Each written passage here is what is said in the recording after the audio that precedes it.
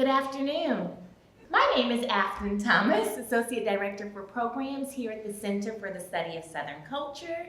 Thank you all for joining us today. Our SouthTalks series is made possible by a dedicated team.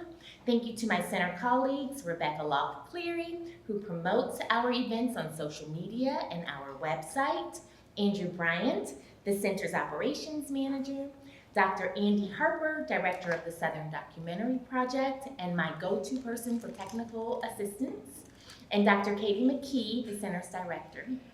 I am grateful to work with two excellent Southern Studies graduate students, Assis Shrestha for recording and editing our SouthTalks, and Deja Samuel for creating our beautiful graphics and helping with programming logistics. Special thanks to the Hardin Foundation for their generous support of the SouthTalk lecture series. Two quick announcements before we get started. If you haven't already, please sign in. There's a sign-in sheet circulating. And also please give us your email address. We're going to send you a brief survey.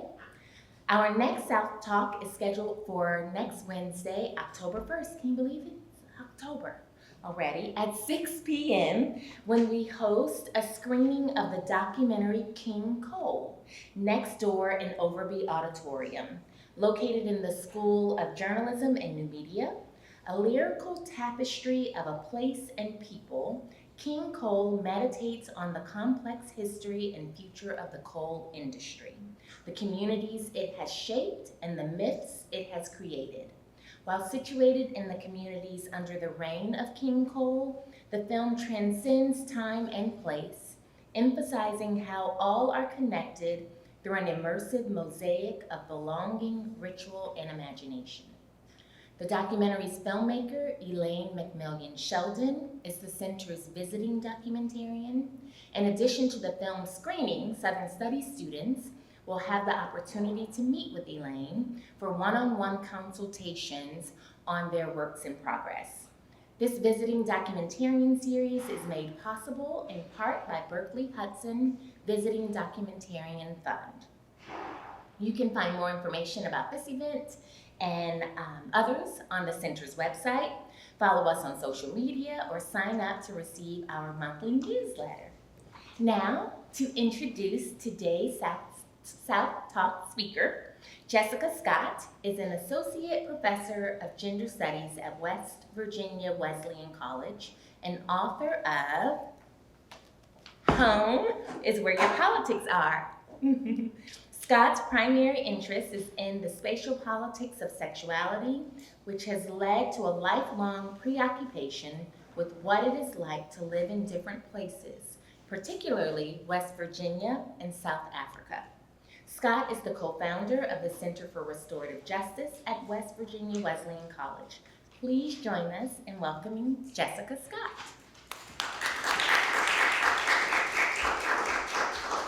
And there are books for sale in our lobby. Okay, so you can pick one up if you like after the talk. Hello, everyone. Yeah, you can't tell that the mic is working up here, but it's working out there, right? I just heard it. Okay. I have to start with a confession. I had no idea what the phrase hotty toddy meant when I arrived here. Okay, so I had to Google it, and yeah, like you're all sort of gesturing, the internet was also not really sure what it meant. But the bigger confession actually is that I'm here as a West Virginian in Mississippi to talk about the South, and I did not make it to Mississippi to talk to organizations during the process of this research, and I'll tell you a little bit more about that. But if you ever want to set yourself up for feeling like an imposter, try being a West Virginian coming to Mississippi to talk about the South, and that should do it. So the book's title, Home is Where Your Politics Are, was really about the investment in space that local organizations have who are fighting for rights or their dignity or kind of grappling over what that space means in relation to their queer and trans existence in it. And I'm going to use queer and trans as a way of kind of describing that LGBTQIA+++ umbrella, just to kind of be clearer and not trip myself up over the acronym over and over again. But I also want to start kind of with an acknowledgement that since I did the research for this book, the book itself is only a year old, but the research I did in 2015 when I was traveling around the South, and I'll tell you a little bit more about that process, and then 2016 when I was in South Africa, living there for a period of about 8 months. So the research, so what you'll hear about in the presentation, these events are about 10 years old.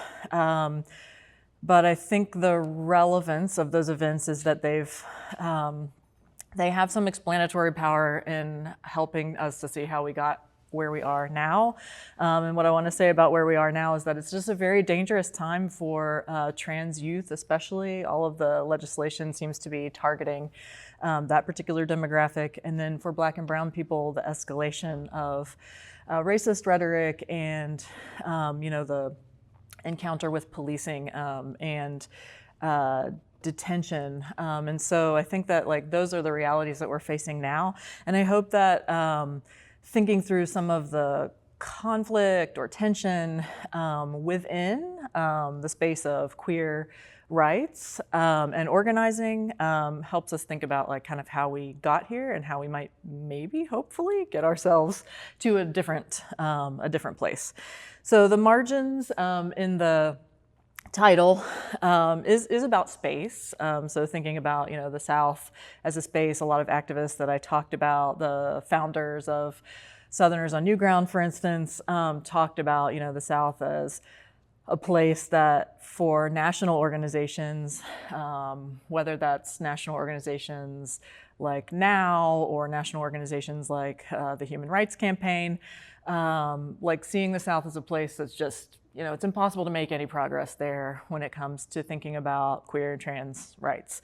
South Africa is a little different because it's not at all marginal in terms of its legislation. It's very progressive legislation for queer and trans folks. And Cape Town is a place that's described as the gay capital of Africa. But within or maybe outside and at the periphery of Cape Town are some of the folks that I became friends with and spent a lot of time with. Their existence is very different in terms of what that story about queer and trans existence is. And so for thinking about kind of how I came to this research, it's really mostly about my positionality. And so that's really at the heart of the story of this research. And I think that I intend it also to be a call for other people to take up their contexts. What does it mean to live in a place? And what does it mean to think about the stories that shape us from the position of that place? And so West Virginia is the place that I've known the best and lived longest. But I also had spent time in South Africa from 2009. And so I have a long and enduring relationship with that place, even though I don't live there, year round or 4 years at a time. And so I wanted to kind of put those two places in conversation with one another, partly because Anna Tsing, who's this really interesting anthropologist, writes about kind of pushing beyond these sort of national borders and boundaries to see how can we, and Donna Haraway has done some really interesting work around that too, but how can we think about ourselves as connected to people around the world and beyond kind of that national border or boundary of place that often defines kind of where we are. And so I wanted to talk just about kind of what I did really, really quickly, and then move into some examples that highlight the relationship between space, the folks who are living there, and this kind of overarching narrative of what it looks like to live in a place that's queer friendly, or what it looks like to live in a place that's been described as impossible to be gay. And so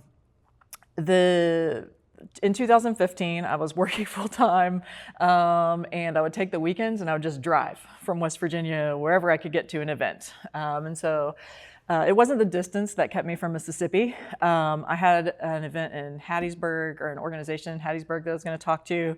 And there was one other, I think a small town, Pride, that I wanted to get to.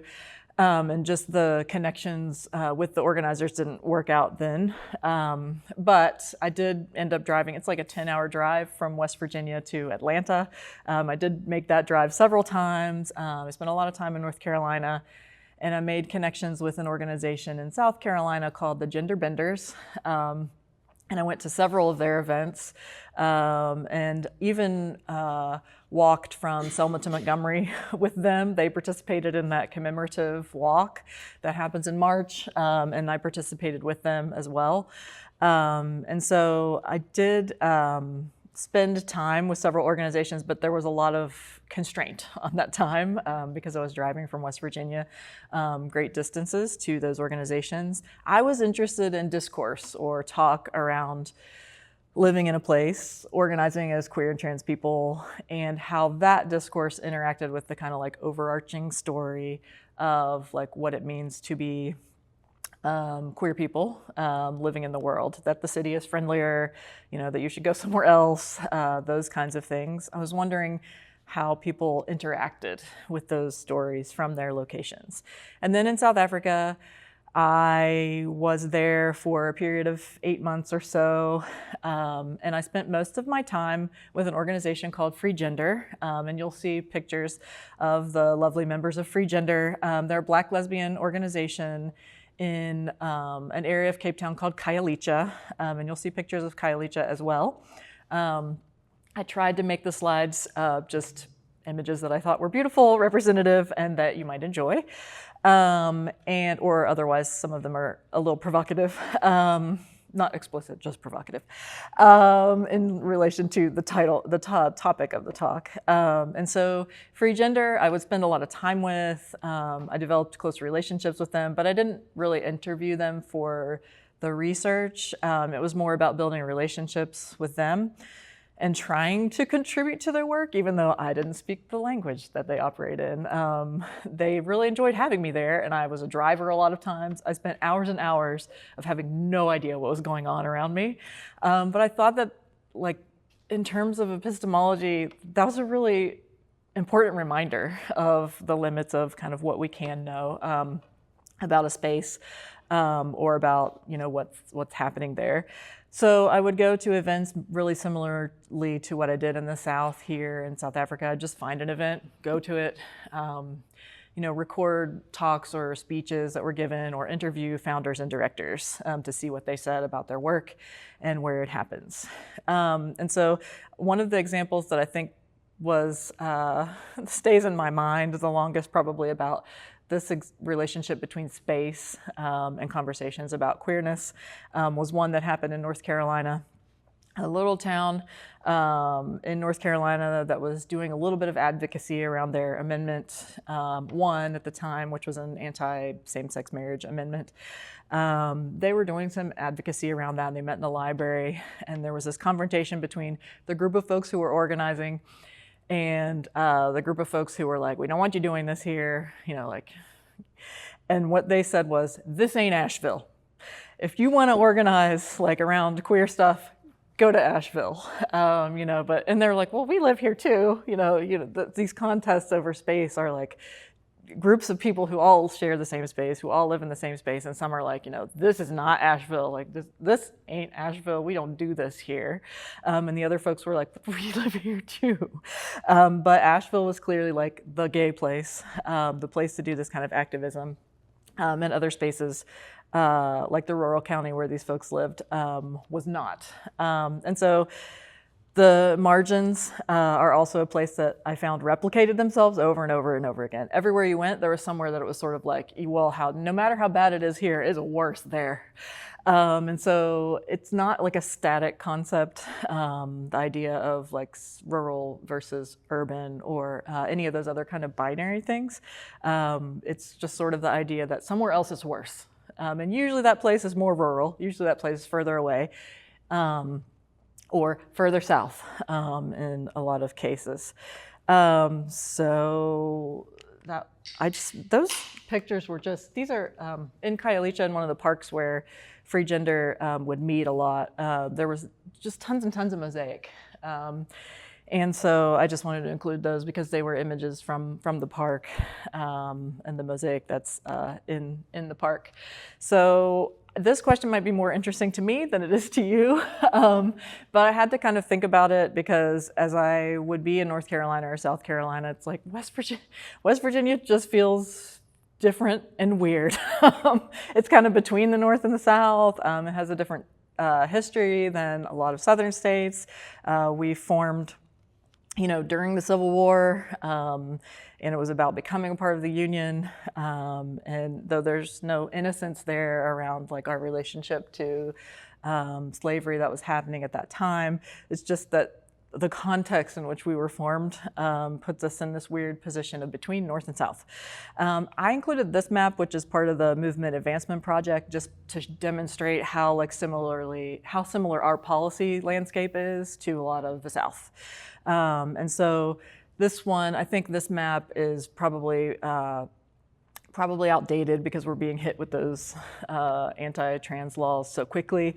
And I think it might be from 2023, but I think this is the one that prohibits gender affirming care for minors. We have one of those. If that law exists in Georgia or Tennessee, it probably also exists in West Virginia. And so I was looking at this map yesterday to make myself feel better about not having made it to Mississippi. And I made it to all of the states in the South, except for Kentucky, Tennessee, and Mississippi. And I did try to get there. I did. I didn't make it in that time that I had allowed myself. And I did drive to Louisiana once.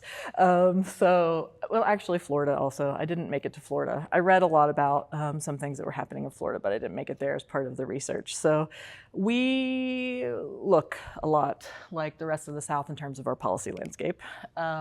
Cape Town, however, the same question is asked about Cape Town. Is it part of Africa? Partly because of that gay capital thing. And so there are images you can find online that are like this.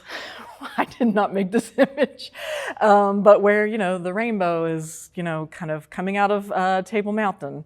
And you can just see that, Cape Town is kind of held up as this model of sort of like queer life and a place to live freely as a queer person. And it's really interesting to think about how that works, because there's a particular neighborhood in Cape Town that has like a lot of gay bars, and that's where Pride is situated, and they have one of those rainbow crosswalks. But in the rest of the city, it's not as if there's a sort of integration of queer life into the rest of the city. It remains, and one of the scholars that I talked to, young scholar who's in graduate school at a conference that I went to, was talking about this as a kind of closeting of queer life in a part of a city that's kind of celebrated for its existence. And so that remains a question in terms of space.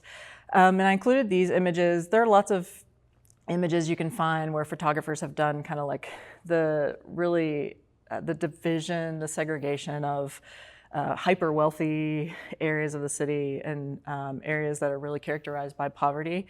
And so I tried to replicate that a little bit here, but you can see the sort of areas of the city with the mountains behind that are, wealthy tourist beach areas. A lot of the homes in that area are owned by people who even live outside of the country. And then on the bottom, bottom right, is the waterfront, which is another like touristy area. And so those parts of Cape Town, and this is all part of apartheid architecture. Those parts of Cape Town characterized by wealth, by like luxury, And then the other two images, the bottom left and the top right, are the area where the members of Free Gender live. So this is Khayelitsha, and some of the houses are permanent, like made out of concrete or stone, but many of them are made out of tin. And so you can just see the difference in terms of the disparity in relation to wealth. And so when I said that I think the book offers something about some insight into how we got to where we are, I think a piece of that is the complicity of sort of narratives around rights that are detached from people's like material realities. And so one of the things that happens for Free Gender is that they, if they wanted to go into town to the area of Cape Town where Pride happens or where there are gay bars, they would have to take public transport, which can be really dangerous for them. And then when they get there, they might be turned away at the door because there is still discrimination. And there are still what some people would describe as quotas at these gay bars where they'll only let so many Black and brown people into the bar itself. And so there's danger in traveling there. There's distance, there's cost, and then it's like, will you be able to get in once you get there?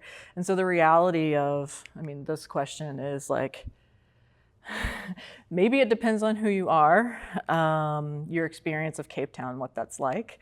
And so for different demographics inside queer communities, the experience that folks have is very different. And that's obviously not a new idea. Lots of people have written about that. But I just wondered what that looked like in context. So since I'm speaking to an audience in the US, I just wanted to also provide like a little bit of background about the kind of like trajectory of LGBTQ legislation in South Africa. So in 1996, South Africa was the first country to protect lesbian, gay, bisexual, and transgender people from discrimination.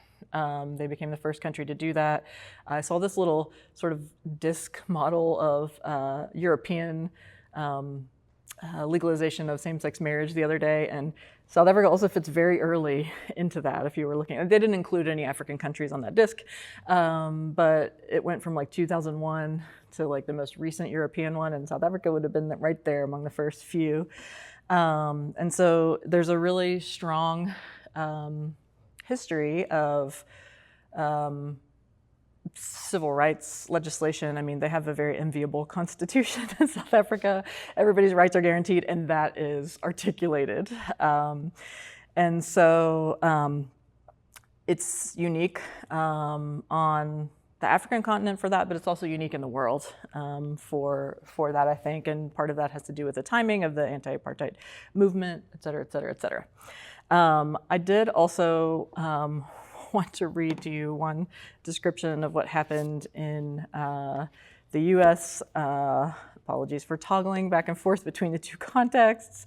But one of the pieces that came up in the research was about land and about people's connection to land. And so I had talked to the director of the LGBT programming that the USDA had done under Obama. And they had sort of decided like, queer and trans folks have not had much access to our funding, and we want to kind of like improve that. And that was, I don't know if anybody remembers this, but that was picked up by Rush Limbaugh, who then said, the transgender and lesbian hillbillies are going to take over rural America, right? Like they're infiltrating rural America. And so if you think about that story of like who lives where and where it's good to be gay or not, part of what happened was there was an assumption that we weren't there, we weren't already there. And then there was an assumption that we were going to infiltrate like the last sort of masculine, domain in the country to try to like queer it up. And so that whole story became, my interpretation of it is that it became satirized far more than it was kind of like, reported. I mean, Limbaugh really was like making a big issue out of this. But otherwise, it kind of really became satirized by queer publications and by sort of more liberal commentators, which made it an interesting example for me of how like the liberal commentators also seemed it was equally unlikely that queer and trans people lived in rural spaces. And so they were also buying into that story of who lives where. There was just a really interesting one on sort of memoir that was done, that was described on Amazon, and I wanted to like read you that description. The lesbian farmer overlords was one of the phrases that came out of this. In addition to coverage in mainstream media outlets like NBC and Huffington Post, queer-centric media sites like Pink News, and climate-focused media sites like Grist, Limbaugh's outrage inspired a shirt, a sold-out hat, and a self-published satirical novel available on Amazon.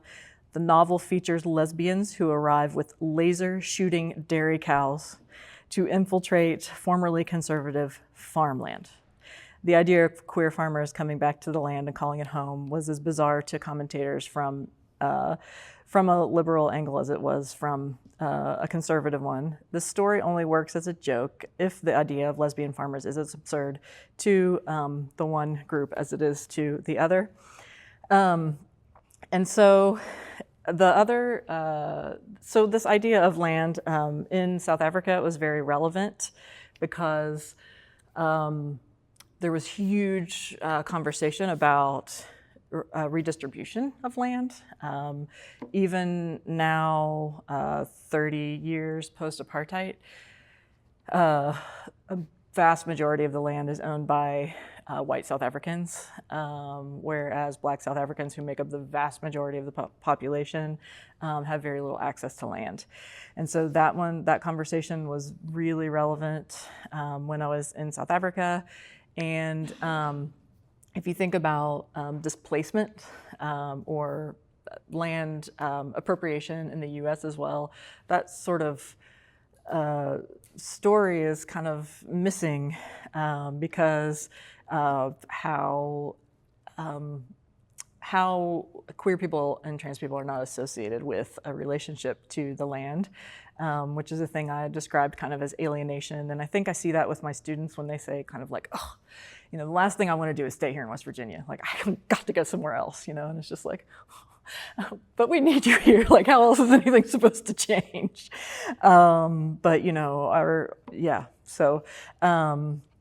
So that disconnect is there. I put marriage and flags because, hey, the rest of the country doesn't have to deal with the story around flags. But we have to grapple with that over and over again. And some of the organizations that I talked to had, more difficulty with that among their membership than others. And marriage was a really dominating narrative in terms of like queer and trans activism. I talked to the director of an organization in Georgia, and he was like, I don't even want to talk about marriage. Like, it's like not on the table in the state. But he's like, but to get a lot of the funding, you have to have a conversation about marriage. So, this was pre-2015, obviously. But, and in South Africa, it was a 10-year anniversary of the legalization of same-sex marriage in 2016. So there were a lot of conversations about marriage happening there as well, but not as something that really profoundly affected people's realities. So Pride was the other big site of contestation over the meaning of queerness and who kind of gets to decide. And if you think about marginalization, what's really created the marginal in queer activism is the dominance of whiteness and the dominance of cis politics as well. And so, I think we're seeing that now in the rollout of anti-trans legislation. We're definitely seeing that one. But I loved all of the alternative prides that I encountered during this research. So some of them were just the pride like in small towns, I mean, across the South, like it's hard to find a town now, a small town now that doesn't have a pride. I think that's not totally true, but there are more and more of them, I guess, who do have them. So it's like that becomes a place where you can kind of mobilize your community. But there are also lots of encounters. I love the Southern Fried Queer Pride. I don't know if anybody's ever gone to that or heard of it, but it's in Atlanta, and they do events throughout the year. The People's Pride, which are the images at the top, is one that's in Johannesburg. And these are often Black prides that aren't called Black Pride, but that are like sites where often Black organizers have decided like, the mainstream pride is too corporate, mostly corporate, too much police presence, those kinds of things. And this showed up in a big way in Cape Town Pride, and I was able to be a part of disrupting Cape Town Pride. The 1 year Free Gender was part of an organization called Alternative and Inclusive Pride, and they disrupted that pride. So I'm going to tell you a little bit of the story of that. So Cape Town Pride in 2016, their proposed theme, it's almost like they're just like baiting I don't know, doing what they can to see, what people's reactions are, or, baiting groups like Free Gender to take it on. But colorblind was the theme that they had proposed in the year 2016. And so, every organization that was either majority people of color or I don't know, had some, sense of racial justice was like, we don't like that. Please change it. So they changed it to this, We the Brave, which is a, I'll tell you about that float in a minute. You're reading okay. I think this is an Elton John affiliated campaign, which is about safe sex, which is like really great, right? Like we should have safe sex educating campaigns. Those are really, really important. But what Cape Town Pride did with it, and it's an organization that's dominated by white gay men, or at least was at the time. And the director of Free Gender kept getting into these very public, encounters or debates with that director. Men, sex, life. And then I think you've all read the description here. But, it's like all of these lists of different types of gay, I guess. And then at the end, or are you just a regular guy? Are you just a regular gay guy? And so the float was, in case you haven't picked that up by now, a phallic-shaped, blue, it's a phallus. And it ejaculated confetti. So you could tweet at it if you use the hashtag, it would ejaculate confetti. So the Black lesbians did not like this as the theme for Cape Town Pride, and had already, by the way, been organizing something called Kumbulani Pride for years, because a piece that I did not mention was that Black lesbians in Cape Town face extreme threats of violence, murder, and sexual assault. And so like that's their primary concern, is how do we address this in our communities? How do we memorialize? How do we mobilize for our safety? And so they were like, this is not on. But, the Pride organizer said the diversity was amazing. It was the most diverse we've ever had. So I'm just going to move through the rest of these quickly, but you can see how Pride functions as a site of conflict. This is a really beautiful campaign image from Breakout Youth in New Orleans, and they were again pushing against this kind of, okay, marriage is great and fine, but if I'm being profiled when I'm walking while trans, like what good does that do me? And so I went to a play of theirs, which was incredibly moving, but just about their experiences of incarceration, of being profiled and harassed, and just wanting to advocate for their own dignity. This is more quotes from the director of Pride. That's me with a sign that I made, and that Free Gender was very excited about, so they also posed with it. This is the organization that I spent so much time with and disrupted Pride with. And there we are, stopping the float and then moving out of the way before the police could grab anybody. And then, I mean, the story of all of this is really basically, you know, the story of me moving through these contexts and thinking about what it is like to be embedded in a context, either that you really deeply understand, like West Virginia, or that, you know, you spend a lot of time not knowing anything that's going on, like my time in Kailicha. And so those are some images from that. And then there's the pride images of alternative prides at the end and campaigns that kind of push against the mainstream, kind of whitened and, you know, cis prioritized versions of queer and trans rights. The City Hall picture is from a student who was a first-year student in, I guess that was 2015. She found out that, you know, at that time we didn't have the Title VII protections, non-discrimination protections, and she was like, "What? You can be fired?" You know, people, I don't know, at that time they didn't believe this. They were like, "That can't be true." And we're like, yeah, it is. It's like there's no employment protection nationally or in the state. And so she was like, well, we have to do something about this. So she went to the city council and proposed this ordinance, a non-discrimination ordinance that included queer and trans people. And it became we thought it would just go through really easily. It did not. There were a couple of people on the council who were really opposed. It turned into a resolution because even at that time, the city attorney was not really quite clear on what would happen if we did do the ordinance.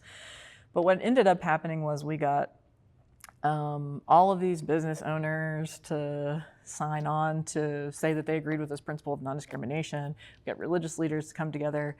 And I think for me, less the policy and more the kind of like the town having a conversation about, well, what does it mean? You know, how do we feel about this? And how can we talk about it instead of like not talking about it?